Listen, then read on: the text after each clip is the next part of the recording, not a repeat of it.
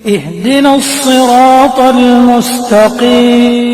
ہم نے کتنی ذمہ داری ادا کی ہے، ہم نے اس توحید کو کتنا سمجھا ہے، ہم نے اس کی دعوت کتنی عام کی ہے. ہماری کیفیت تو یہ ہو چکی، اہل شرک دھڑلے سے میرے دروازے پر آ کر 11ویں کی کھیر دے کر جاتے ہیں، محرم کے حلوے دے کر جاتے ہیں، عید میلاد کے شبرات کے کنڈے کے کھانے آتے ہیں. میں جانتا ہوں یہ تمام حرام چیزیں ہیں، لیکن اس ڈر سے کہ اگر میں نے اس کو وصول نہ کیا تو معاشرے میں مشہور ہو جائے گا اے بھی بابی نے. بیٹے سے کہتا ہوں پتر لے لا پھر کوٹھے تے سٹ دیاں گے. میں اپنی توحید کو، میں اپنے اللہ کی توحید کو ماننے کے عقیدے کو اس لیے بیان نہیں کرتا کہ لوگ مجھے وہابی سمجھیں گے، لوگ مجھ سے بائیکاٹ کریں گے. میں ہر رنگ میں رنگا جاتا ہوں، میں ہر رنگ میں ڈوب جاتا ہوں. کہیں ووٹ لینے کے لیے، کہیں کھانے لینے کے لیے، کہیں بے غیرتی کی وجہ سے میرے دل کے اندر یہ ہم اور غم پیدا نہیں ہوتا کہ جب یہ اپنی شرک کی دعوت میں اتنے ننگے ہیں، میں رب کی توحید کی دعوت میں ننگا ہو جاؤں.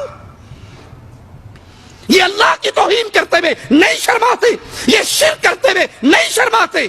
یہ علن اعلان 7 شریف کے دربار پہ طواف بھی کر رہے، رمی بھی کر رہے، گندے پانی کو زمزم بھی کہہ رہے، کڑے بھی پہن رہے، یا علی مدد کے بیج بھی لگا رہے، گھر کے اوپر پنجے بھی ٹانگ رہے، سبز جھنڈی بھی باندھ رہے، ہاتھ میں امام ضامن بھی باندھ رہے، گلے میں تعویذ بھی لٹکا رہے. جب یہ کفر میں ننگے ہیں تو میں لا الہ الا اللہ کی پہچان میں ننگا ہو جاؤں؟ کیا رفع دین کرنے کے بعد میری اور آپ کی ذمہ داری ختم ہو گئی؟ کیا آمین کہنے کے بعد میری اور آپ کی ذمہ داری ختم ہو گئی؟ کیا اپنے آپ کو اہل حدیث کہلوا لینے کے بعد ہمارے سر سے بوجھ اتر گیا؟ لوگوں، ایک گھڑی آنے والی ہے جب اللہ کے دربار میں پیشی ہوگی، جب اللہ کے سوال ہوں گے، بندے کے جواب ہوں گے. اس گھڑی کے لیے تیاری کر لو. اگر مجھ سے اور آپ سے میرے اللہ نے پوچھ لیا، میرے اللہ نے سوال کر لیا، تیری جوانی کی بہاریں تھی، جوانی کے ایام تھے اور شرک اور کفر کا طوفان اسلام کے نام پر پھیل رہا تھا، کیوں ٹیلی ویژن قرآن ٹی وی کا نام دے کر کفر اور شرک پھیلا رہا تھا؟ تو نے کیا کیا؟ تو نے کتنے لوگوں تک لا الہ الا اللہ کا پیغام پہنچایا؟ تو نے کتنے قبر پہ جھکنے والی گردنوں کو اللہ کے سامنے جھکانے کی کوشش کی؟ کتاب کے ذریعے، کیسٹ کے ذریعے، سی ڈی کے ذریعے، درسوں کے اندر لا کر، جعلیات کا منہ دکھا کر، قرآن ترجمے والا دے کر، اپنی استطاعت کے مطابق تو نے لا الہ الا اللہ کی اس تحریک میں کتنا حصہ ڈالا ہے؟ اللہ کے لیے یہ سوال بڑا شدید سوال ہے. یہ سوال اگر آپ سے اور مجھ سے ہو گیا، اس کا جواب آج تلاش کرنے کی ضرورت ہے. اس کا جواب آج سوچ لیجئے. اپنی اولاد کی زندگی پر، ان کی تربیت پر، اپنے گھر کی تربیت پر، اپنے بیوی بچوں کی تربیت پر نظر دوڑائیے. اپنے بچوں کو اہل حدیث بنائیے، اپنی بیوی کو اہل حدیث بنائیے، اپنے بھائیوں کو اہل حدیث بنائیے، اپنے گھر والے کو اہل حدیث بنائیے، خانوادے کو اہل حدیث بنائیے، اور اس دعوت اہل حدیث کو پھر گلی گلی عام کیجئے.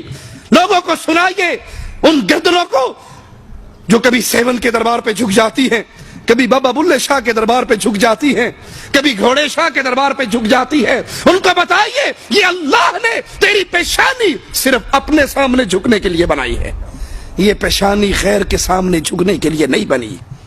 اللہ سے دعا ہے اللہ ہمیں توحید کا فہم عطا فرمائے، پھر توحید کا ہم عطا فرمائے، یہ غم عطا فرمائے، ہماری آنکھیں خون کے آنسو روئیں لوگوں کو شرک کرتے ہوئے. ہم چھوٹی چھوٹی باتوں پر تو افسوس کرتے ہیں.